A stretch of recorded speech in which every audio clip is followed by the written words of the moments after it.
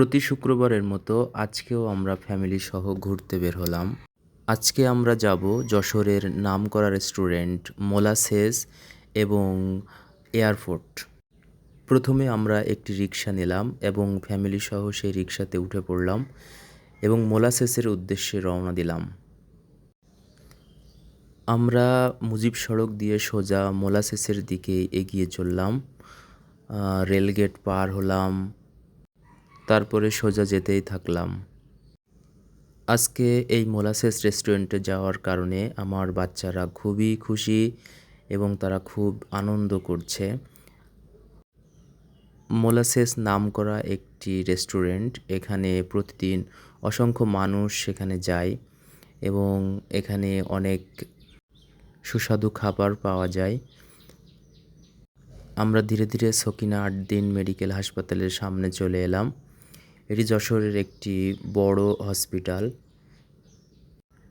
এটি পার হলে আর কিছুক্ষণের ভিতরেই আমরা আমাদের কাঙ্ক্ষিত জায়গা মোলাসেসে চলে আসবো ইনশাল্লাহ। এই মোলাসেসটি শহরের বাইরে একটি ইউনিয়নের ভিতরে অবস্থিত।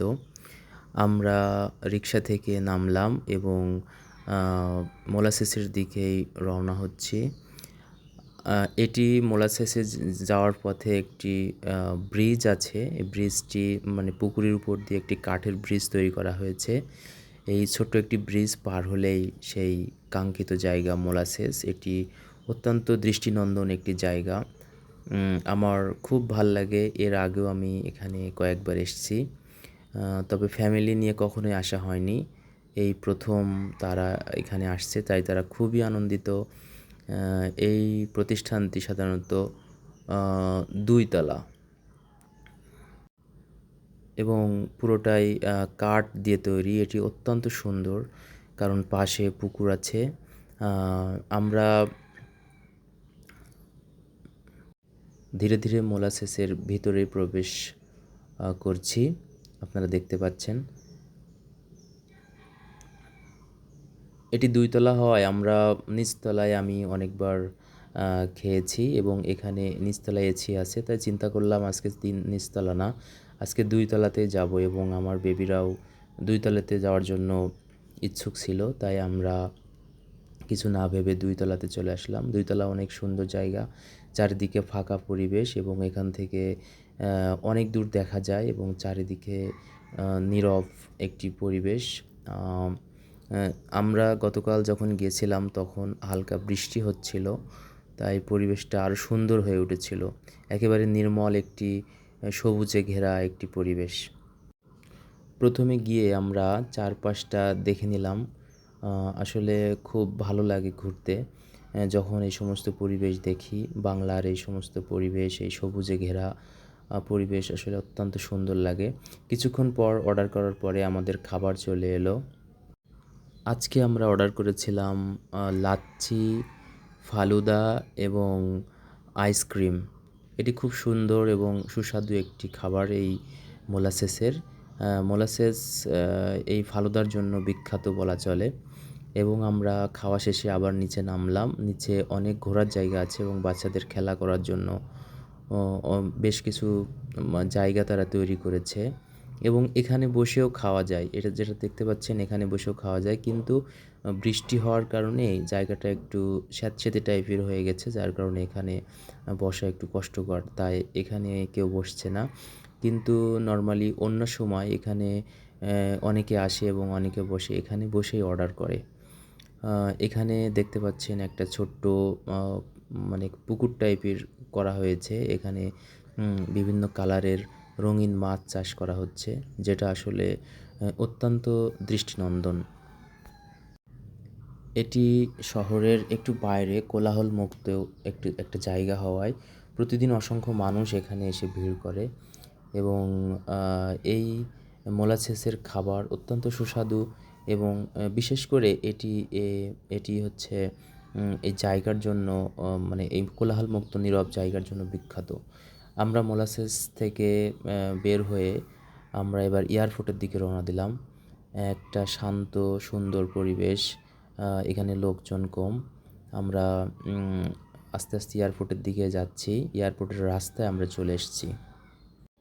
প্রতি শুক্রবার এয়ারপোর্টে অনেক ভিড় থাকে, কারণ শহরের মানুষ এক সপ্তাহের কাজের পেরেশানি ছেড়ে শুক্রবারের দিন এদিকেই নীরব এলাকা, তো এই জন্য এদিকেই সাধারণত আসে। এখানে দেখতে পাচ্ছেন অনেক মানুষ এসেছে তাদের ফ্যামিলি নিয়ে, কেউ একা এসেছে, সবাই এখানে বিনোদনের জন্য আসছে আর কি। তো পাশে একটি পার্ক আছে, পার্কটা অত্যন্ত সুন্দর, এখানে আমরা বহুবার গিয়েছি। এখন আমরা চিন্তা করলাম যে পার্কে আজকে যাব না, আমরা সোজা এয়ারপোর্টের ভিতরেই প্রবেশ করব। তো আস্তে আস্তে আমরা সেদিকেই যাচ্ছি এবং অল্প কিছুক্ষণের ভিতরে আমরা সেখানেই পৌঁছে যাব ইনশাল্লাহ। এয়ারপোর্ট জায়গাটিও অনেক সুন্দর। এটিকে এই নতুন করে যে পার্কটি তৈরি হয়েছে এটি এয়ারপোর্টকে আরও বেশি দৃষ্টিনন্দন তৈরি করেছে। প্রতিদিন অসংখ্য মানুষ এখানে আসে এবং যশোরের এয়ারপোর্ট থেকে বহু মানুষ ঢাকাতে গমন করে প্লেনে করে। যশোরের এয়ারপোর্টের কারণে যশোর একটি বিখ্যাত শহর। এখানে আশেপাশে অনেক রেস্টুরেন্ট আছে এবং রেস্টুরেন্টগুলো অত্যন্ত সুন্দর। আপনারা দেখতে পাচ্ছেন এয়ারপোর্টের পাশেই ভিতরে আর কি, এখানে অনেক ভিড়, অনেক গাড়ি, অনেক মানুষ আসছে। তো আমরাও এসেছি আজকে এখানে একটু ঘোরাঘুরি করার জন্য।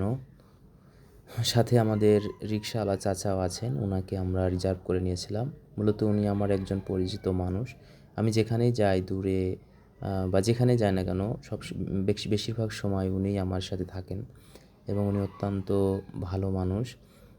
ওনার সাথে আমাদের ভাড়া নিয়ে কোনো সমস্যা হয় না, কারণ উনি সঠিক ভাড়াটাই আমাদেরকে বলেন।